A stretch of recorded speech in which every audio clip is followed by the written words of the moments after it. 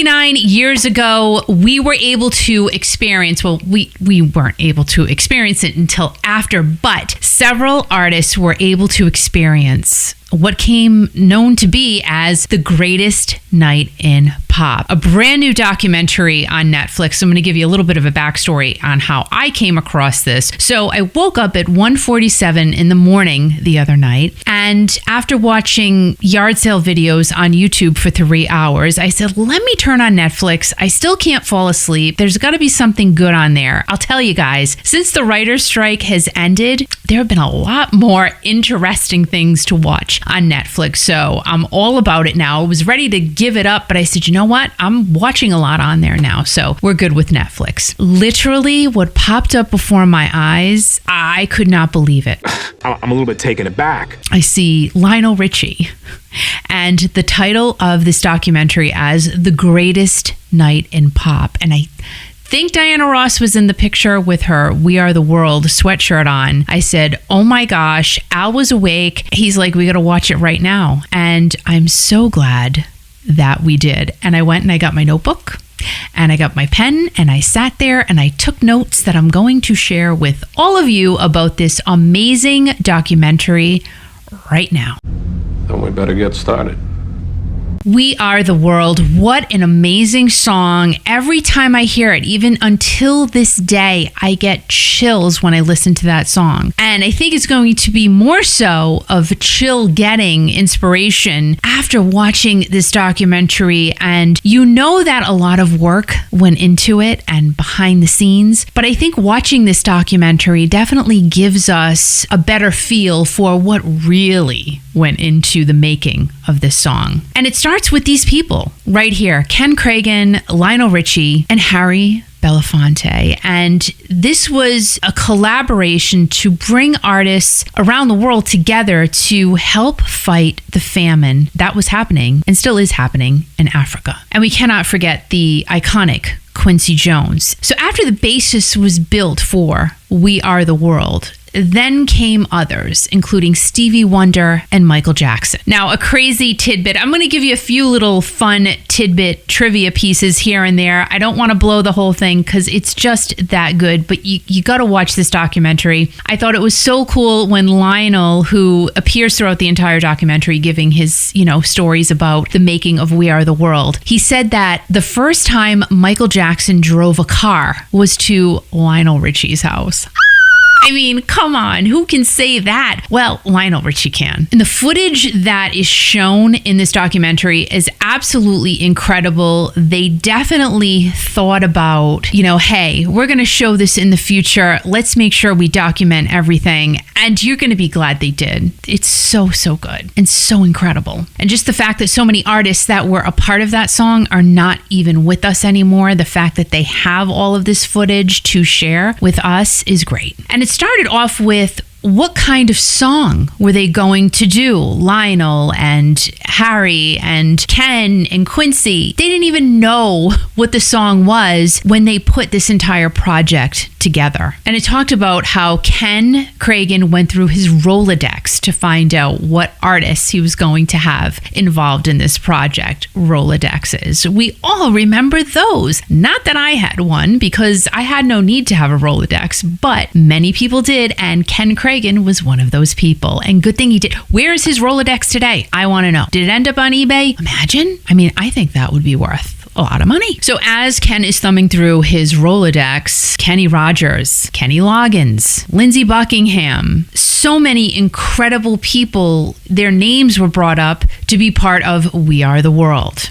Now, this is a crazy time for Lionel Richie because they were sandwiching the making and the recording of We Are the World right in the midst of him hosting the American Music Awards. So not only was Lionel getting all of the information about what he had to do and what he had to say, who was performing at the AMAs, now he's got this whole other side project, which really was not a side project. It was a full-time, almost baby type of project. It was big. So Lionel is hosting the AMAs. That's coming up, the 12th annual American Music Awards. And, well, you know what? You can keep the Rolodex out, but why don't we pick from artists who are going to be at the American Music Awards. Great idea. So that's what they did. Now, who was one of the biggest artists at that time? One of the biggest artists was Prince. They had to try to get Prince, but we'll talk about that in a few minutes. And another one of the biggest artists at that time was also Steve Perry. Wait a minute, wait a second. I can't do this. Yes, Mr. Steve Perry. And one of the guys actually wanted Steve instead of Madonna, right? Isn't that crazy? Because Madonna was huge too. I am the queen. In 1985. So the ball's rolling, steam's a-flying. Well, you got to have Bruce Springsteen. He's on his Dancing in the Dark tour. He's huge. We got to get Bruce. Now, the day of the AMA Awards was the day after Bruce finished that tour. So he was going to be a little bit tired, maybe cranky. I don't think he was cranky, but he could have been cranky because the guy had just done a lot. I'm not cranky. Okay. But you know what? He agreed to do the We Are the World project, like so many other artists did. Well, let's get Bob Dylan. I'm going to say one thing about Bob Dylan. If you decide to watch this documentary, just keep your eyes on Bob Dylan throughout it. It's pretty good. It's just pretty funny. Look at Bob. He made me giggle. Van Halen, they couldn't do it. They were huge, but they were just unavailable because they were on tour. But who they could get was now, it evolved into Bette Midler, Dan Aykroyd, the Pointer Sisters, Billy Joel, Willie Nelson, Tina Turner, Ray Charles. Oh my gosh, this list was just insane. But now time's a-ticking. It's getting closer to the anticipated event and recording day of this song. And Quincy Jones is like, okay, we need a song. It was 10 days prior. They still didn't have a song. So Lionel got to work with Michael Jackson and they had to get something together. Imagine that. 10 days before, they had nothing. So Quincy was on it. We need something. The recordings of Michael in this documentary, like every other recording that they were able to save and capture, again, just incredible. Now they had to choose a studio. So what studio did they choose? A&M Studios. And trying to keep this a secret was completely impossible because there were insider leaks going on. So everybody knew something was happening with all of these artists, but no one had any idea of the magnitude of the We Are the World record and who was going to be involved in it. As a matter of fact, nobody knew who was going to show up until that day finally happened. You know what's for the you-know-who's. As people were walking through the door, they're like, oh, look who's here. Oh, look who's here. I think only a few people maybe confirmed because it was so last minute. So it was just we get who we get, and this is who's recording the record. So Lionel and Michael finally finished the We Are the World record, and when Quincy Jones heard it, he just about fell on the floor. He loved it so much. So even then, before it's even out, it made such an impression as it still does today. The work didn't stop there though. Okay, the song's done, that's great, but now they had to send demo cassette tapes. Remember when we all used to listen to cassette tapes? Out to the artists to let them at least get a flavor of what the song is supposed to sound like. So they're popping cassette tapes in the mail, sending them out to people. Remember guys, it's like now we got to be down at the 8-day countdown. So the window is closing really, really fast. When Huey Lewis heard the song, heard the demo really, he knew in his heart and soul that it was going to be a hit. His heart and soul, harder rock and roll. It's still beating. Now they're in the studio. They've got the song. The demos have been sent out. Now they go into the studio and they actually place down pieces of tape of where each and every artist, musician, actor, actress was going to stand and how they were going to be placed. Okay, just stand there. Here, stand here. We got Springsteen, then Kenny, then Tina, then Steve Perry. Completely electrifying. Just saying those names together and how they were going to be blended in a song, insane. So it's the day of the American Music Awards. Lionel's getting ready and rehearsing to host this humongous show that's going to be televised. But he also wanted to make sure that everything going on at A&M Studios is going to go off without a hitch because no after parties, guys. They were going right to the studio to get the song done. Dionne Warwick, yes, she was a part of this amazing project, and she wasn't going to be at the AMAs. She flew in from Las Vegas to be a part of the song, which ended up being the case with several artists who weren't going to be at the award show, but they wanted to be a part of history. How did they know? How did they know this was going to make history? Because it did. Lionel performed at the AMAs twice. that night. He took home 6 awards. He hosted, and I think that deep in his soul, he knew that this night was just going to change everything. And that night, Prince, remember I said a couple of minutes ago, they really wanted Prince to be a part of this project. They had not heard from him. Well, on that night, again, Michael is at the studio trying to rehearse. He wanted to know his lines perfectly, and he just wanted to be ready. So he was not even at the AMAs. What are you talking about? But that night, Prince won against Michael Jackson, Michael Jackson's Thriller, humongous Thriller, and Prince took home the prize with When Doves Cry. Originally, Michael Jackson didn't even want to sing on this record, and he didn't even want to be in the video. But good thing he was, because he just added so much to it. Cyndi Lauper, she almost didn't even go to the We Are the World recording because her boyfriend said that the song wasn't going to be a hit. Are you serious?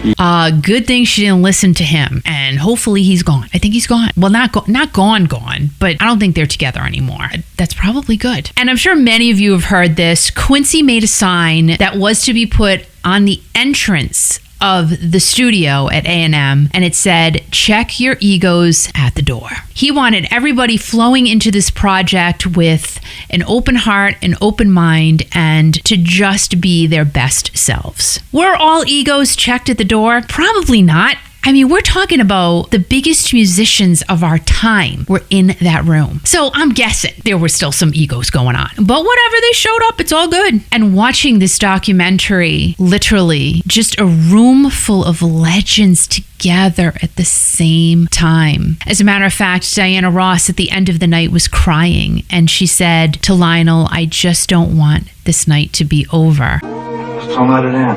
Oh my gosh. And you can watch this documentary for what it is and for what this amazing song became. But, even if you watch it because you love Steve Perry so much and he was a part of this song and he was a part of this video, just to see those clips of him, those random casual moments of Steve Perry and everybody else just sitting in a room and taking part in this incredible project is priceless, to say the least. And Bob Geldof, he was also the inspiration for this project because he had already released Band-Aid, Do They Know It's Christmas? And he ended up talking to the artists beforehand, and he brought up the famine in Africa, and he said, not word for word, but he said not to bring this project down in any way, but you all need to know why you're here and why you're doing what you're doing tonight. And he definitely made his point clear. And guys, 1985, there were no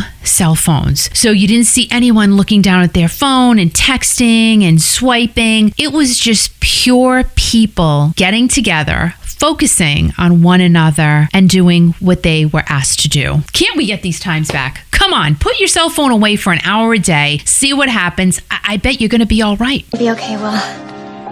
You're gonna be okay. So everything started around 10 o'clock that night, and they all had to learn the song together at the same time. Even though they heard their demo tape, maybe they didn't hear the demo tape, they all had to get through this together. And again, I'm bringing it up again.